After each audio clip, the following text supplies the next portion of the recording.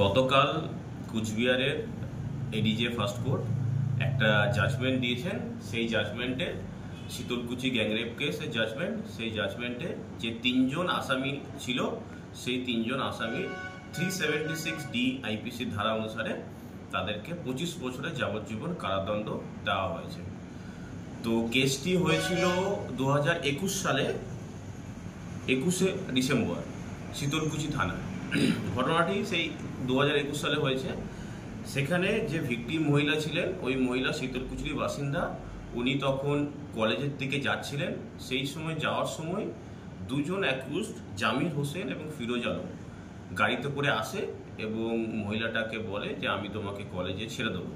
সেই সূত্রে ওকে কলেজে ছেড়ে যাওয়ার নাম করে ওকে ফোর্সফুলি একটা ফাঁকা বাড়িতে নিয়ে যায়। সেই বাড়িতে অলরেডি একজন অ্যাকিউজড ছিলেন, তার নাম ছিল একরাতুল হক। তারা তিনজন মিলে মহিলাকে রেপ করে এবং সেক্সুয়াল হ্যারাসমেন্ট করে এবং সেটার ভিডিওগ্রাফিও করে তাকে পরবর্তীকালে ব্ল্যাকমেল করতে থাকে। ঘটনাটি 21শে ডিসেম্বর 2021 ঘটে এবং পুলিশের কাছে কমপ্লেন জমা পড়ে 23শে ডিসেম্বর। কমপ্লেন দেওয়ার সাথে সাথে পুলিশ ইনভেস্টিগেশন শুরু করে। তার ছিল মণিভূষণ সরকার, পিএসআই মণিভূষণ সরকার। তো সেই দিনই আমরা একজন অ্যাকিউজ জামির হোসেন তাকে অ্যারেস্ট করি এবং বাকি দুজন অ্যাকিউজ পলাতক ছিল। তাদেরকে আমাদের আয়োজক ছিলেন মণিভূষণ সরকার, তার আন্ডারে একটা টিম পুরো তাদের পিছনে পড়ে থেকে 28 তারিখ থেকে বাকি যে দুজন অ্যাকিউজ তাকে অ্যারেস্ট করে। তো কেসটা পুলিশের জন্য খুবই চ্যালেঞ্জিং ছিল, যেহেতু এই কেসটাতে কোনো আই উইটনেস ছিল না। তো সেই জন্য এভিডেন্সের উপর অনেকটা নির্ভর করেছিলাম। আয়ো যে ছিলেন সে সঙ্গে সঙ্গে পিওটাকে সিল করে এবং ভিকটিম মহিলার মেডিকেল টেস্ট করান। সেই ভিকটিম মহিলার মেডিকেল টেস্টে স্ট্রং পজিটিভ আসে সেক্সুয়াল অ্যাসল্টের।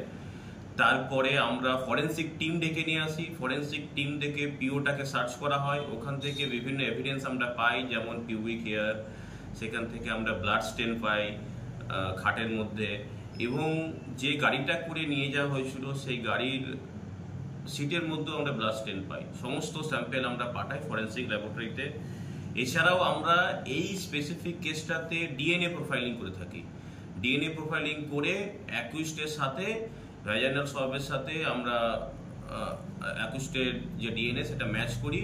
সেইগুলো স্ট্রং এভিডেন্স থাকে। তাছাড়াও আমরা তিনজন যে অ্যাকিউজ ওদের টাওয়ার লোকেশন নিয়ে থাকি, সিডিআর নিয়ে থাকি, সেগুলো at the time of the crime match করে। তো সমস্ত কিছু একটা স্ট্রং এভিডেন্স আমরা বানাই এবং তারপরে আমরা এই পুরো কেসটাকে ট্রায়াল মনিটরিংয়ে নিয়ে থাকি এবং নিরলসভাবে এই ট্রায়ালটাকে আমরা মনিটরিং করতে থাকি, যাতে করে সমস্ত এভিডেন্স সঠিকভাবে কোর্টে পৌঁছায়।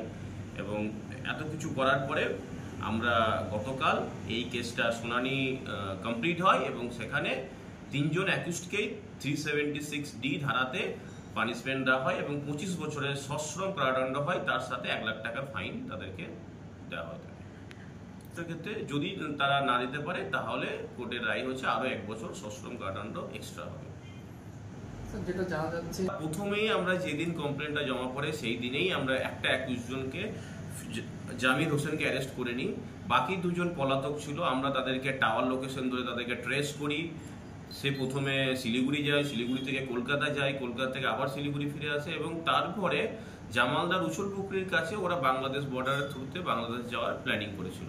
তো আমাদের টিম পুরো তৎপর ছিল, ওখানে রেডি ছিল ইন্টারসেপশনের বেসিসে এবং তাদেরকে দুজনকে উছল পুকুরি থেকে অ্যারেস্ট করে।